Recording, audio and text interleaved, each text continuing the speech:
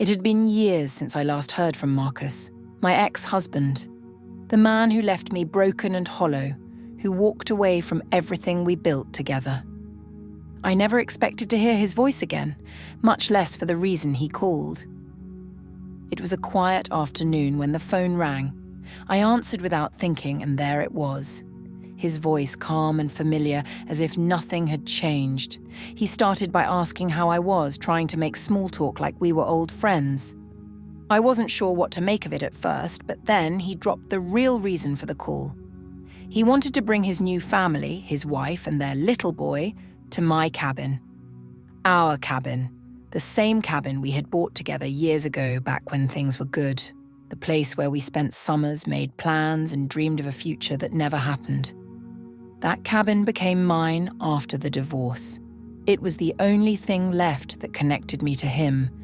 And now, after all this time, he wanted to come back. With her. I wasn't sure how to feel. Anger, sadness, maybe both. But mostly I was curious. What was he thinking? Did he really believe everything was fine now? That I'd just welcome them with open arms? I hesitated for a moment before I answered. Then, with a calmness I didn't expect, I agreed. Sure, they could come. Why not? What Marcus didn't know was that the cabin had changed. I had changed. The memories he left behind had been replaced with something new, something he could never imagine. I said yes, but deep down I knew he had no idea what was waiting for him. I still remember the day everything fell apart. It was like any other day. Or so I thought. Marcus came home late, again, and I had that sinking feeling in my stomach. You know, the one you get when you just know something is wrong, even if you can't put your finger on it. I didn't want to believe it at first.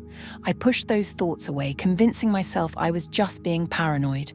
But deep down, I knew. The truth eventually came out. He was having an affair. I can still feel the weight of those words when I say them. He wasn't the man I thought he was, and our marriage wasn't what I believed it to be. The betrayal was like a knife to my heart.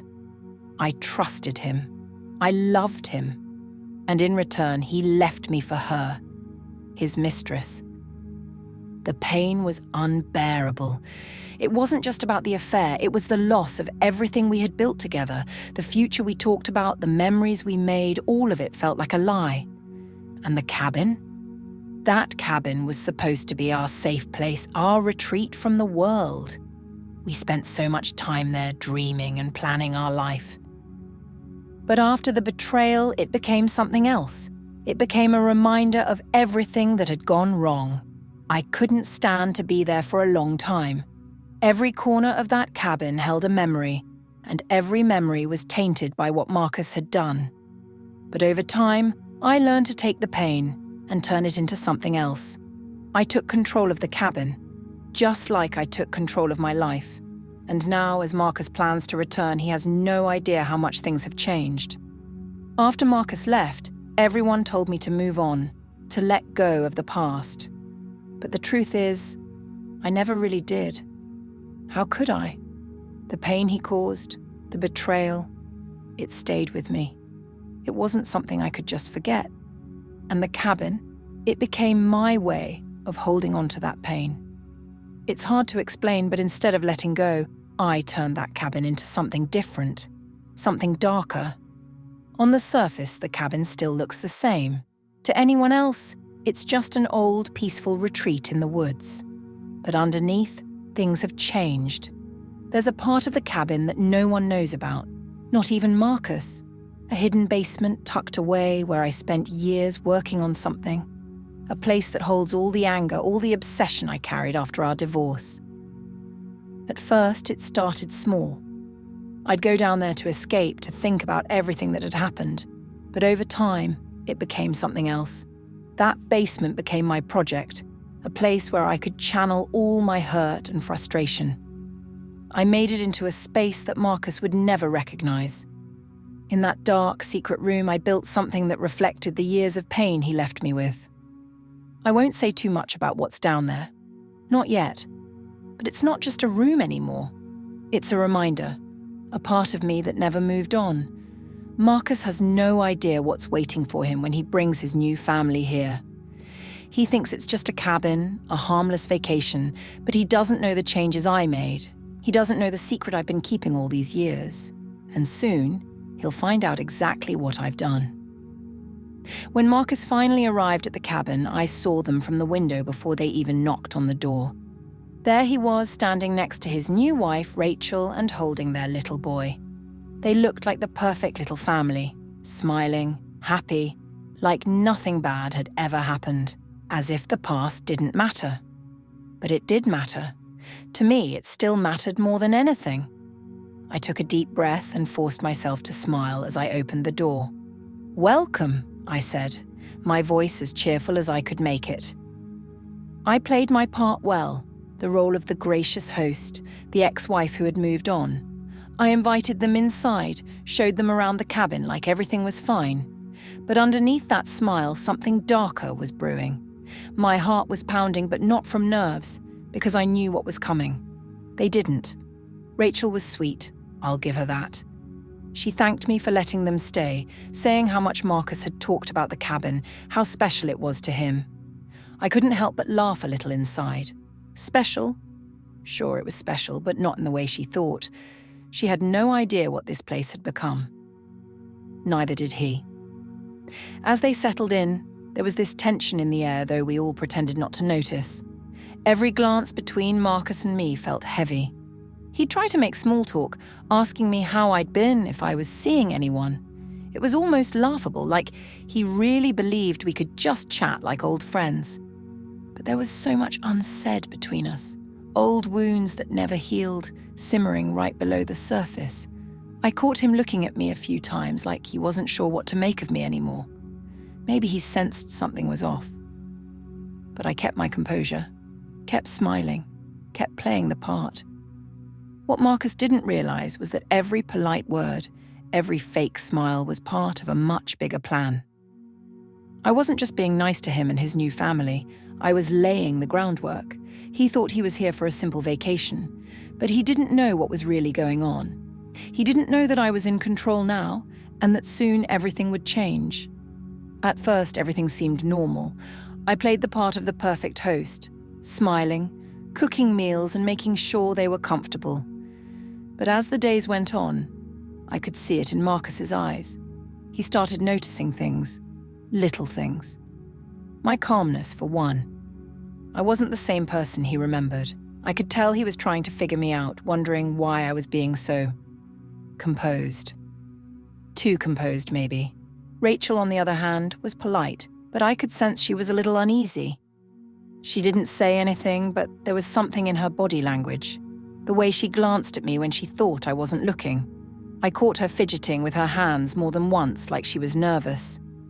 I could almost hear the thoughts running through her mind. Is it me? Or is there something off about this place? But each time she brushed it off, trying to convince herself that it was just her imagination. After all, what reason would I have to cause any trouble? But it wasn't just them who felt it. Their little boy, he was the one who noticed the most. It started with small things. He'd ask, "Mommy, what's that sound?" Or, "Did you hear that?" Of course, they didn't hear anything. Not at first.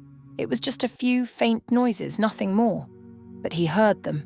They were coming from the basement. One night, after everyone had gone to bed, I heard him whispering to Rachel, saying he heard something downstairs. Rachel hushed him, telling him it was just the house settling, but I saw the way she glanced toward the basement door after that. The tension was starting to build. Marcus wasn't sleeping well either, I could tell. He looked more tired each morning, like he couldn't quite shake the feeling that something wasn't right. But still no one said anything. They just kept going, trying to act like everything was fine. The strange sounds, the unease, my too calm demeanor, it was all starting to get to them. And that was exactly what I wanted. The suspense was building and they didn't even realize they were walking right into my plan. Little by little, they were falling into the trap, and soon there'd be no turning back. It happened one night, when the strange noises finally got to Marcus. I knew it would come to this. He He couldn't ignore it any longer. After everyone had gone to bed, I watched him from the shadows as he stood by the basement door, hesitating.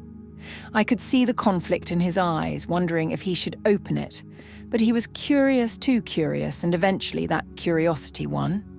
Quietly, he crept down the stairs. I stayed hidden, letting him make his way into the basement alone. The air down there was cold, damp, and heavy with the weight of what I had created. I knew the moment he saw it, he wouldn't be able to look away. As he reached the bottom of the stairs, he noticed it. My secret. The basement wasn't just some storage room anymore. It had become something much darker. There, in the dim light, was everything I'd built over the years. A shrine of sorts. Not to worship, but to remember the marriage we once had and the way it all fell apart. Pictures of us were everywhere. Happy photos from the beginning, and then ones that showed the cracks, the arguments, the distance that grew between us. There were notes, letters, pieces of our life together scattered around. But the centerpiece, the thing that made him freeze in place, was the wall I'd covered with reminders of his betrayal. A picture of him with Rachel, the woman he left me for, stared back at him. It was a constant reminder of what he'd done and how much it had broken me. Marcus stood there in shock, unable to move. He didn't know what to make of it all. But then he turned, and there I was, standing at the top of the stairs, watching him. He stared at me, his face pale, a mix of confusion and fear in his eyes. "What is this?" he finally asked, his voice shaky. "What have you done?" I took a step closer, calm and collected. I had been waiting for this moment for so long. "You're looking at years of pain, Marcus," I said softly. "This is what you left behind. While you were building your new life, I was here with all of this, remembering, planning." He tried to speak, but no words came out. I could see the panic starting to set in. He was realizing that this wasn't just some strange display. It was a part of me. A part he had never seen before. And now, he couldn't unsee it. "You think you could just walk back into my life like nothing ever happened?" I continued, my voice still calm. "You think I'd just let you bring your new family here? Like this place doesn't mean anything to me? Like I'd forget what you did?" He stepped toward me, desperation in his eyes. "Alice, whatever this is, we can fix it. You don't have to do this." But I just shook my head, smiling slightly. "It's too late, Marcus. My plan is already in motion. You're here now, and there's no going back." His face went pale as the reality of the situation hit him. He was trapped, and he didn't even realize it until that very moment. Marcus stood there, still shaken by the shrine and the weight of what he had just discovered. He looked at me with fear, thinking that I might hurt him or his family, but what he didn't understand was that my plan was far more complex than that. It wasn't about physically harming him, it never had been. I could see the confusion on his face, so I decided it was time to reveal the truth. "I'm not going to hurt you, Marcus," I said, my voice calm. "That was never the plan." He blinked, trying to understand what I was saying. "Then what is this all about, Alice? Why go through all of this?" I took a deep breath, letting the silence settle before I spoke again. "This is about control, about making you feel what I felt when you left me. You see, Marcus, I didn't just sit here and wallow in pain after you left. I made sure that your life would always be connected to me, whether you knew it or not." He looked even more confused, so I continued, stepping closer. "You think your life after our divorce was your own? It wasn't. I've been pulling the strings, Marcus. Little things that you wouldn't have noticed, subtle changes that guided you toward the life you have now." His eyes widened in disbelief. "What do you mean?" I smiled softly, watching the realization slowly creep in. "Do you really think it was a coincidence that you met Rachel? That your new life fell into place so easily? I made sure of it.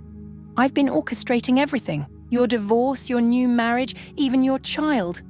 You never stood a chance, Marcus. You've been living in my design all along." Marcus stumbled back, shaking his head. No, that can't be true." but I didn't stop. I needed him to understand the full weight of what I had done. And the best part, I said, glancing toward the stairs. Rachel has known about it the entire time. At that moment, Rachel appeared at the top of the stairs, her expression calm, much like mine. Marcus turned to her, his face full of shock and betrayal. Rachel? What is she talking about? Rachel stepped forward, standing next to me. I've been a part of this from the beginning, Marcus, she said softly. Alice and I, we both had reasons to make sure you felt the consequences of your actions. You hurt her, and you hurt me too, in ways you'll never fully understand. Marcus was speechless. He stared at Rachel, the woman he thought he knew, the woman he had built a new life with. But now it was all crumbling around him. I didn't marry you because I loved you, Rachel continued, her voice steady. I married you because it was part of the plan. You were never meant to have a happy ending. You were meant to feel what Alice felt: betrayal, pain, and loss. The room fell silent. Marcus was left standing there, completely devastated by the truth. Everything he thought he knew was a lie, and the two women he trusted the most had been working together all along to bring him down. My plan had succeeded. He was broken, just as I had intended. Marcus stood frozen, his mind spinning as the weight of the revelations crushed him. Everything he thought he knew about his life was an illusion, a carefully constructed web of lies woven by the two women standing before him. He felt his chest tighten as he struggled to comprehend it all. Alice and Rachel, his ex-wife and his current wife, had both been pulling the strings, controlling his fate from the shadows. The reality of it all hit him like a freight train. He hadn't just been betrayed once, he had been living in betrayal for years.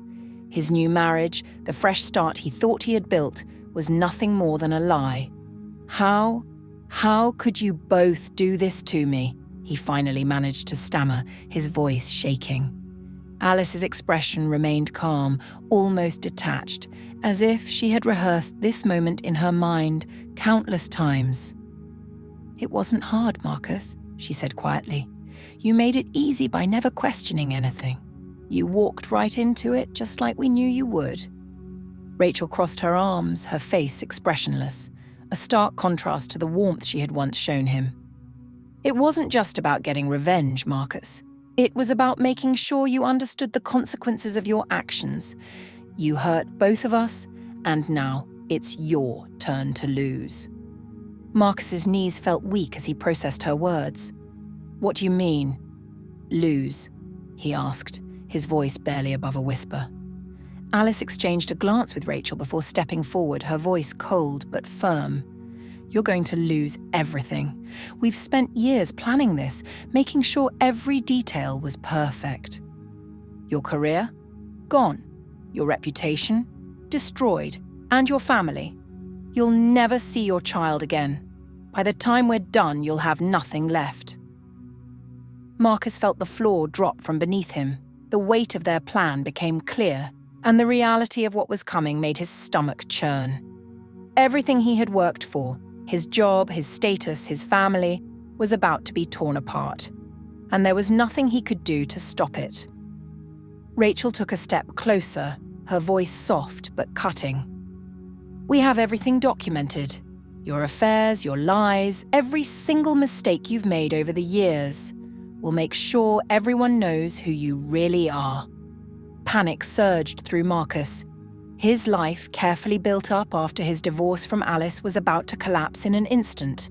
He had underestimated them both, never realizing just how deep their hatred for him ran. You can't do this, he pleaded, desperation filling his voice. Please, don't take my child away. But there was no mercy in their eyes. Alice and Rachel were unmoved by his desperation. The damage had been done long ago, and now they were delivering the final blow. Without another word, Alice and Rachel turned and walked out of the cabin, leaving Marcus standing there in silence, his world shattered beyond repair. The cabin, once a symbol of his past with Alice, was now a symbol of his complete and utter ruin.